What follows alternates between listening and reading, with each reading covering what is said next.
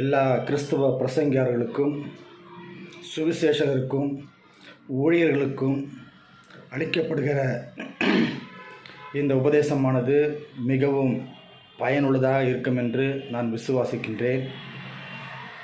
இன்றைக்கு வேதாகமத்தில் 2 தீமோத்தேயு 3ஆம் அதிகாரம் 16ஆம் வசனம் வாசிக்கும் பொழுது அங்கே என்ன சொல்லப்பட்டிருக்கிறது என்று பார்க்கும் பொழுது 3 காரியங்களை குறித்து சொல்லப்பட்டிருக்கிறது. 2 தீமோத்தேயு 3ஆம் அதிகாரம் 17ஆம் வசனம். அவைகள் உபதேசத்துக்கும்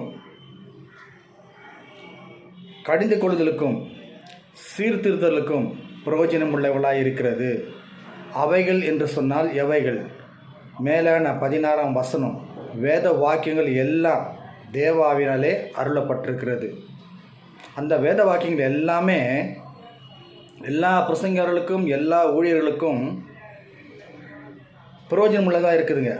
3 காரியத்துக்கு. ஒன்று உபதேசத்துக்கு, இன்னொன்று கடிந்து கொள்ளுதலுக்கு, இன்னொன்று சீர்திருத்துதலுக்கு பிரயோஜனம் உள்ளவர்களாக இருக்கிறது. ஆனபடினாலே இந்த சீர்திருத்துதல் என்ற காரியத்திலிருந்து நான் தேவனுடைய வார்த்தையை நான் படிக்கலாங்க. முதலாவது பார்த்தீங்கன்னா உபதேசம் என்று சொல்லும்போது வேதாகமத்தில் 66 புஸ்தகங்கள் இருக்கின்றன. இந்த 66 புஸ்தகங்களிலே 5 விதமான உபதேசங்கள் எழுதப்பட்டிருக்கிறது. ஒரு கர்த்தருடைய ஊழியக்காரன் போதக சமர்த்தனாக இருக்க வேண்டும் என்றால் 66 புஸ்தகங்கள் தெரிந்தால் ஒழிய இந்த 5 விதமான உபதேசங்களை கற்றுக்கொள்ள முடியாது. முதலாவது உபதேசம் என்னன்னு பார்த்தீங்கன்னா வேற்றுமையான உபதேசம். இது அப்போஸ்தலனாகிய பவுல் தீமோத்தேயுக்கு சொல்கிறார், வேற்றுமையான உபதேசம் நீ போதிக்காத. அடுத்தபடியாக பார்த்தீங்கன்னா மனுஷருடைய உபதேசம். 3வது பார்த்தீங்கன்னா மூல உபதேசம். 4வது பார்த்தீங்கன்னா கிறிஸ்துவின் உபதேசம். 5வது பார்த்தீங்கன்னா ஆரோக்கியமான உபதேசம். இந்த ஆரோக்கியன்ற வார்த்தை அந்த எழுத்தில் தான் படிக்கிறதுக்கு நல்லா இருக்கும். அந்த உபதேசத்துக்குள்ளே நீங்கள் போனீங்கன்னா அது ஒரு இடுக்கமான வாசல். உலகத்தில் எல்லா வேலையும் நம்ம செஞ்சிடலாம், ஆனால் சுவிசேஷ வேலையை செய்கிறது ரொம்ப கடினம். யார் வேண்டுமானாலும் வசனத்தை போதிக்கலாம், ஆனால் வசனத்து பிரகாரம் கை கொண்டு நடப்பது மிகவும் கடினம். விசுவாசிகளுக்கு ஊழியர்கள் முன்மாதிரியாக இருக்க வேண்டும். இதை நாம் மறந்துவிடக்கூடாது. அப்போ சீர்திருத்துதல் என்ற தலைப்பின் கீழாக இன்றைக்கு நாம் வேத வசனத்தில் பார்க்கலாங்க. எந்த ஒரு பிரசங்கியாக இருந்தாலும் சரி, நிறைய பேர் நான் நிறைய பிரசங்கியாருடைய சுவிசேஷத்தை கேட்டிருக்கேன், நிறைய ஊழியக்காரருடைய பிரசங்கத்தை கேட்டிருக்கேன். அவங்க பிரசங்கிக்கும் பொழுது சில உச்சரிப்பான காரியங்கள் மரியாதைக்குரிய, அதாவது மரியாதைக்கு குறைவான வார்த்தைகளை அவர்கள் பயன்படுத்துகிறார்கள். உதாரணத்துக்கு ஆபிரகாம் கானான் தேசத்துக்கு போனான், மோசே எகிப்துக்கு போனான், தாவீது இந்த நாட்டை அரசாண்டான், எலியா அற்புதங்களை செய்தான், யோனா நினிவேக்கு போனான், அவன் இவன் என்று மரியாதை குறைவாக பேசுகிறார்கள். ஆபிரகாம் யாருங்க? விசுவாசத்தின் தகப்பன். நம்ம எல்லாருக்காட்டிலும் அவர் விசுவாசத்தில் தகப்பனாக இருக்கிறாருங்க. பூமிக்கு வகையில் நம்ம அப்பாவை பார்த்து அவன் வந்தான், அவன் போனான் அப்படின்னு நம்ம சொல்ல முடியுமா? அது மரியாதை குறைவான வார்த்தை அல்லவா? அப்போ ஆபிரகாம் அவரை பற்றி பேசும்போது ஆபிரகாம் போனார், தாவீது வந்தார், எலியா அற்புதம் செய்தார், அவர் இவர் என்று நம் மரியாதையோடு பேச வேண்டியது ரொம்ப முக்கியமாக இருக்குதுங்க. ஏன்னா அவங்களாம் நம்மளை காட்டிலும் வயசில் மூத்தவங்களாக இருக்கிறாங்க. நம்ம குடும்பத்தில் ஏன்னா மூத்தவங்களை அண்ணனாக இருந்தால் கூட சரி அவரை பேர் சொல்லி கூப்பிடுமா, அல்ல நமக்கு சம்பளம் கொடுக்குற எஜமானாக இருந்தாலும் சரி அவரை பேர் சொல்லி நம்ம கூப்பிடுமா? இதை நீங்கள் சிந்திச்சு பாருங்கள். இதில் நம்ம சீர்திருத்திக்க வேண்டியது ரொம்ப முக்கியமாக இருக்குது. யோவான் சுவிசேஷம் 5ஆம் அதிகாரம் 22ஆம் வசனத்தில் வாசிக்கும்போது அங்கே என்ன சொல்லப்பட்டிருக்கிறது என்று நான் வாசிக்கிறேன், கவனிங்க. யோவான் சுவிசேஷம் 5ஆம் அதிகாரம் 22ஆம் வசனம். அன்றியும் பிதாவை கனம் பண்ணுகிறது போல எல்லாரும் குமாரனையும் கனம் பண்ணும்படிக்கு பிதாவானவர் தாமே ஒருவருக்கும் நியாய தீர்ப்பு செய்யாமல் நியாய தீர்ப்பு செய்யும் அதிகாரம் முழுவதையும் குமாரனுக்கு கொடுத்திருக்கிறார். இங்கே குமாரனுக்கு கொடுக்கப்பட்ட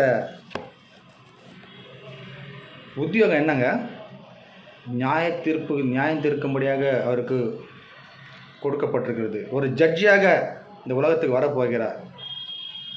அந்த குமாரன் யாருங்க? தேவனுடைய குமாரன். அவர் இன்னொரு வகையில் பார்க்கும்போது அவர் சிருஷ்டிகராக இருக்கிறார். அப்போ பிரசங்கம் பண்ணும்போது ஏசு என்ன சொன்னார், ஏசு என்ன செய்தார் அப்படின்னு அவர் பேர் சொல்லி நம்ம என்ன செய்யுங்க, மரியாதை குறைவான வார்த்தைகள் நம்ம பயன்படுத்துகிறோம். அவர் தேவனுடைய குமாரன், அவர் சிருஷ்டிகர், உலக ரட்சகர். அவரை நம்ம என்ன செய்யணுங்க, கனம் பண்ண வேண்டியது அவசியமாக இருக்கிறது. யோவான் 5:22 அதான் நமக்கு போதிக்கிறதுங்க. எல்லாரும் பிதாவை கனம் பண்ணுகிறது போல எல்லாரும் குமாரனையும் கனம் பண்ணணும். கனம் சொன்னால் மரியாதை. நாம் பேசும்போது பழைய ஏற்பாட்டில் சரி புதிய ஏற்பாட்டில் சரி தேவனுடைய தாசர்களை பேசும்போது நம் மரியாதையோடு பேச வேண்டும். குமாரனை பேசும்போது கூட மரியாதையோடு பேச வேண்டும். பழைய ஏற்பாட்டில் பார்த்தீங்கன்னா பிதாவை யாரும் பிதான்னு சொல்லி ஜெபம் செய்யலை. புதிய ஏற்பாட்டில் தான் அப்பா பிதாவை என்று கூப்பிட பண்ணுகிற புத்திர சுகாரத்தை நமக்கு கொடுத்துருக்கிறார். அப்போ பழைய ஏற்பாட்டில் தேவதாசர்கள்லாம் எப்படி ஜெபம் பண்ணாங்க? கர்த்தாவே, தேவரீர், தேவனே, இப்படி தான் ஜெபம் பண்ணாங்க. ஆனால் புதிய ஏற்பாட்டுக்கு வரும்போது பிதாவை நோக்கி முழங்கால் படியிட்டு கிறிஸ்து நாமத்தினாலே நாம் அவருக்கு ஜெபம் செய்கிறவர்களாக இருக்கிறோம். அப்போ பிதாவுக்கு நம்ம எப்படி கனத்தை கொடுக்குறோமோ அதே போல் இவருக்கு நாம் கனத்தை கொடுக்க வேண்டியது ரொம்ப முக்கியமாக இருக்கிறது. பிதாவானவர் பாருங்க தம்முடைய குமாரனை எப்படி கனம் பண்ணி பேசுகிறாருன்றதை நான் வேதத்தில் படிக்கலாங்க.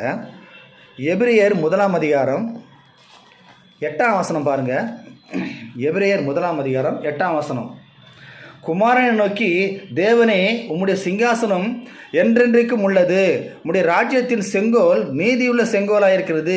நீர் நீதியை விரும்பி அக்கிரமத்தை வெறுக்கிறீர். ஆதலால் தேவனே, உம்முடைய தேவன் உமது தோழரை பார்க்கலும் உம்மை ஆனந்த தைலத்தினால் அபிஷேகம் பண்ணினார் என்றும், கர்த்தாவே, நீர் ஆதியிலே பூமியிலே அஸ்திவாரப்படுத்தினீர். வானங்கள் உம்முடைய கரத்தின் கிரிகளாக இருக்கிறது. பிதாவானவர் தம்முடைய குமாரனை எப்படி கனம் பண்ணி பேசுகிறார் பாருங்க. தேவனே, கர்த்தாவே, உம்முடைய ராஜ்யம், அவ்வளோ ஒரு குமாரனுக்கு அவர் கனத்தை கொடுத்து பேசுகிறாருங்க. ஆனால் இன்றைக்கு இருக்கிற பிரசங்கியார்கள் அப்படிப்பட்ட கனத்தை கொடுத்து பேசுகிறாங்களா? ஏசு என்ன சொன்னார், ஏசு என்ன செய்தார், இப்படி தான் பேர் சொல்லி என்ன செய்கிறாங்க, அவர் உச்சரிக்கிறாங்க பாருங்க. அவர் மரிக்கிற வரைக்கும் தான் அவருக்கு இயேசு என்ற பேர் அங்கே இருந்தது. அவர் உயிர்த்தெழுந்த பிறகு அப்போஸ்தலர் 2 அதிகாரம் 36 வசனத்தின்படி இந்த இயேசுவையே தேவன் கிறிஸ்துவும் கர்த்தருமாக்கி இருக்கிறார். அப்போ கிறிஸ்து இங்கே என்னவா இருக்கிறாருங்க, கர்த்தராக இருக்கிறார். பழைய ஏற்பாட்டில் பிதாவாகிய தேவனுக்கு கர்த்தர் என்ற நாமம் சொல்லப்பட்டிருக்கிறது. கர்த்தர் மோசையை நோக்கி, கர்த்தர் தாவீதை நோக்கி, தாவீது கர்த்தரை நோக்கி, இப்படி என்று நம்ம படிக்கிறோம். அந்த கர்த்தர் என்ற அந்த நாமத்தை தம்முடைய குமாரனுக்கு கொடுக்குறார். ஆதியாகமம் 49 சொல்கிறாங்க, சமாதான கர்த்தர் வருமளவும். ஏசாயா 9:6 கர்த்தத்துவம் தோளின் மேல் இருக்கிறது.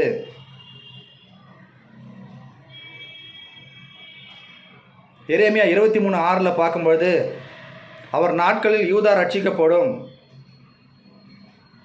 இஸ்ரவேல் சுகமாய் வாசம் பண்ணும், அவருக்கு இடும் நாமம் என்பதே நமது நீதியாக இருக்கிற கர்த்தர் என்பதே. அந்த கர்த்தர் என்ற நாமத்தை தம்முடைய குமாரனுக்கு கொடுக்கிறார். நிறைய பேர் ஆண்டவராக இயேசு கிறிஸ்துன்னு கூறுவார்கள்.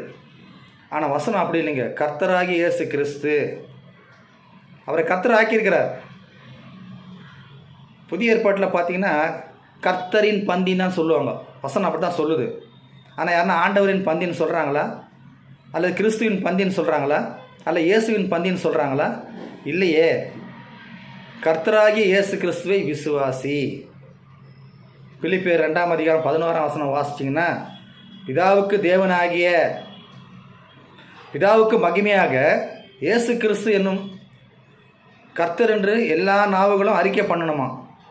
நம்ம அவரை கர்த்தர் என்று சொல்லுவோம்னா அது பிதாவுக்கு மகிமையாக இருக்கிறது. அடுத்தபடியாக பார்க்கும்போது பிதாவானவர் குமாரனை எப்படி கனம் பண்ணி பேசினார் என்பதை பார்த்தோம். இப்போ குமாரனானவர் தம்முடைய பிதாவை எப்படி கனத்தோடு பேசுகிறார் என்றதை பார்க்கலாங்க. அதே எபிரேயர் 10ஆம் அதிகாரம்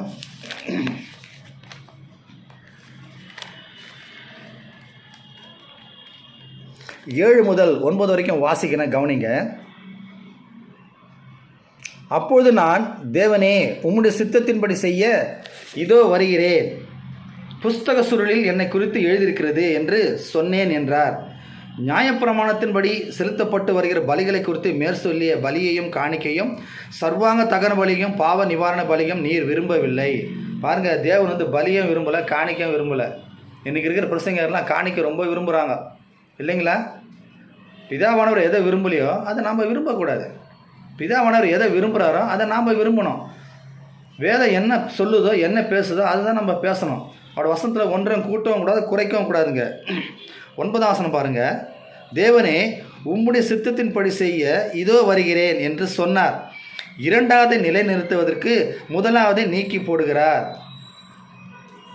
இங்கே குமாரனானவர் தம்முடைய பிதாவை பார்த்து தேவனே என்று அழைக்கிறார். இது எவ்வளோ ஒரு மரியாதைக்குரிய வார்த்தையாக இருக்குது பாருங்கள். சிலுவையில் தொங்கும்போது கூட அவர் பிதாவிடத்தில் ஜெபம் செய்தார். பிதாவே, இவர்களை மன்னியும் சொன்னாருங்க. அதனால நம்ம பிரசங்கம் பண்ணும்போது தேவனுடைய தாசர்களாக இருந்தாலும் சரி, குமாரனாக இருந்தாலும் சரி, பிதாவாக இருந்தாலும் சரி, பரிசுத்த ஆவியானவர் இருந்தாலும் சரி, நாம் கனம் பண்ண வேண்டியது ரொம்ப முக்கியமாக இருக்குதுங்க. ஏன்னா இன்றைக்கு இருக்கிற பிரசங்கரெல்லாம் பார்த்தீங்கன்னா காதால் கேட்டு அப்படியே வாயில் பிரசங்கம் பண்ணுறாங்க. நான் அப்படி இல்லைங்க. வேதத்தை படிச்சுட்டு வேதத்தில் என்ன சொல்லுதோ அதை நான் தைரியமாக பேசுகிறேன். அடுத்தபடியாக பார்க்கும்போது நாம் குமாரனை கனம் பண்ணணுமா. நாம் குமாரனை கனம் பண்ண வேண்டியது அவசியமாக இருக்கிறது.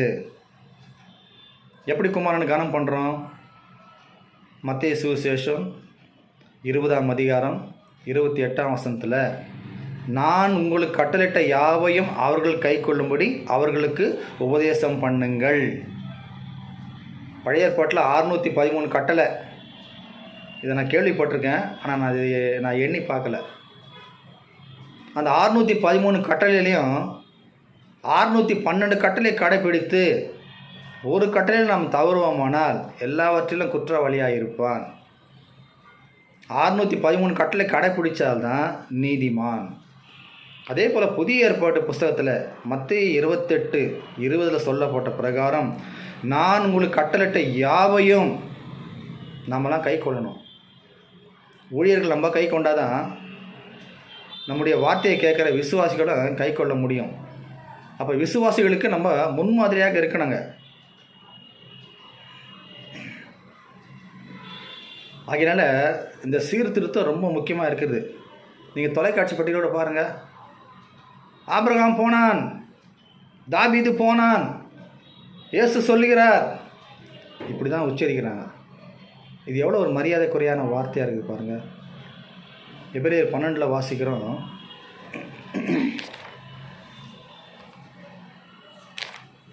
எபிரேயர் 12ஆம் அதிகாரம் 9ஆம் வசனம் வாசிக்கிறேன், கவனிங்க. அன்றியும் நம்முடைய சரீரத்தின் தகப்பன்மார்கள் நம்மை சிட்சிக்கும் போது அவர்களுக்கு நாம் அஞ்சி நடந்திருக்க நாம் பிழைக்கத்தக்கதாக ஆவிகளின் பிதாவுக்கு வெகு அதிகமாக அடங்கி நடக்க வேண்டும் அல்லவா. நம்முடைய சரீரத்தின் அப்பா அம்மாவுக்கு எப்படி நம்ம பயந்து அடங்கி நடக்கிறோமோ அதே போல் ஆவிகளின் பிதாவாகிய அவருக்கு நான் வெகு அதிகமாக அடங்கி நடக்கணும்னு சொல்லப்பட்டிருக்குதுங்க. ஆகையினால இந்த காலை வேளையில் எல்லா பிரசங்கர்களுக்கும் நான் அன்போடு வேண்டி கேட்டுக்கொள்கிறேன். நீங்கள் பிரசங்கம் பண்ணும்போது தேவதாசர்களை மரியாதையோடு பேசுங்கள். குமாரனை கனம் பண்ணுவது போல, பிதாவை கனம் பண்ணுறது போல குமாரனை கனம் பண்ண வேண்டும் என்று உங்களை யாவரையும் அன்பாய் கேட்டுக்கொள்கிறேன். இந்த உபதேசமானது சீர்திருத்தலுக்கு பிரயோஜனமாக இருக்கிறது. 2 தீமோத்தேயுல வாசிச்சுங்க. அவைகள் 2 தீமோத்தேயு 3:17 அவைகள் உபதேசத்துக்கும் கடிந்து கொள்ளுதலுக்கும் சீர்திருத்துதலுக்கும் பிரயோஜனம் உள்ளவளாக இருக்கிறது. எது பிரயோஜனம் உள்ளவளாக இருக்குது? 66 புஸ்தகங்களும், எல்லா வேத வசனங்களும், எல்லா சட்டதிட்டங்களும். நான் கடிந்து கொண்டு புத்தி சொல்லலைங்க, உங்களுக்கு தப்பாக நினைக்காதீங்க தயவுசெய்து. சீர்திருத்தலுக்காக நான் பேசுகிறேங்க. நான் கூட கொட்டிவாக்கம் பகுதியில் ஈசிஆர் ரோட்டில் 30 வருஷ காலமாக சபை வைத்து நடத்தி கொண்டு வருகிறேன். எனக்கு ஊழியம் செய்கிறதுக்கு சகோதரி என்னோட கூட யாரும் இல்லைங்க. ஏதோ நான் கற்ற வரையில் 66 புஸ்தகத்தை படித்து முடிச்சிருக்கிறேன். யார் என்ன கேள்வி கேட்டாலும் உடனே பதில் சொல்லக்கூடிய திறமையே தேவன் எனக்கு கொடுத்துருக்கிறாருங்க. ஆகையினால் தயவுசெய்து நீங்கள் பிரசங்கம் பண்ணும்போது தேவனுடைய தாசர்களையும், பிதாவாகிய தேவனையும், குமாரனாகிய கிறிஸ்துவையும் நீங்கள் கனத்தோடு உச்சரிப்பீர்கள் என்று நான் நம்புகின்றேன், விசுவாசிக்கிறேன். என்னுடைய விலாசம் கிறிஸ்துவின் சபையார், சகோதரர் T Manoharan, number 1/214, ECR, Kottivakkam, Chennai 41. Cellphone number 9382202798. Churches of Christ, brother T Manoharan, number 1/214, ECR, Chennai 41, Kottivakkam. Cellphone number 9382702798. எல்லா பிரசங்கர்களுக்கும் தாழ்மையாக கேட்டுக்கொள்கிறேங்க. உங்களுக்கு வேதத்தில் எந்த கேள்வி இருந்தாலும் சரிங்க, இந்த வசனத்துக்கு பதில் தெரில அப்படி நீங்கள் நினைப்பீங்கன்னா சொல்லுவீங்கன்னா நீங்கள் தாராளமாக எனக்கு தொடர்பு கொள்ளுங்கள். உங்களுக்கு நான் கற்றுக் கொடுக்க பிரயோஜனமாக இருக்கிறேன். ரொம்ப பயனுள்ளவனாக நான் இருப்பேன். ஏன்னு சொன்னால் நான் கற்றதை மற்றவங்களுக்கு சொல்லணும். மற்றவங்களுக்கு தெரியுமா தெரியாதுன்ற நான் பரீட்சை பார்க்க மாட்டேங்க. ஏன்னா நான் செத்து போயிட்டேன்னா சத்தியம் கூட, நான் கற்றுக்கொண்டிருக்கிற அந்த சத்தியம் கூட என்னோட கூட செத்து போயிடும். எனக்கு பிற்பாடு மற்ற ஊழியர்களுக்கும் மற்ற பசங்காரர்களுக்கும் இது பிரயோஜனமாக இருக்கும்ன்றது அந்த நோக்கத்துக்காகத்தான் உங்களை நான் கேட்டுக்கொள்கிறேன். எந்த கேள்வியாக இருந்தாலும் சரிங்க, பழைய ஏற்பாட்டில் சரி புதிய ஏற்பாட்டில் சரி, உங்களுக்கு எந்த கேள்வியாக இருந்தாலும் நீங்கள் தொடர்பு கொள்ளாங்க. இந்த காலை வேளையில் இன்றைக்கு தேதி 18 2ஆம் மாதம் 2026 புதன்கிழமை உங்களை சந்தித்து தேவனுடைய செய்தியை அறிவிக்கிறேன். இதில் ஏதாவது தவறு இருந்தால் எனக்கு சொல்லுங்கள், நான் திருத்திக்கிறேன். பொறுமையாக கேட்டவங்கள் அனைவருக்கும் கிறிஸ்துவின் நாமத்தினாலே வாழ்த்துதலையும் நன்றிகளையும் தெரிவித்துக் கொள்கிறேன். ஆமென்.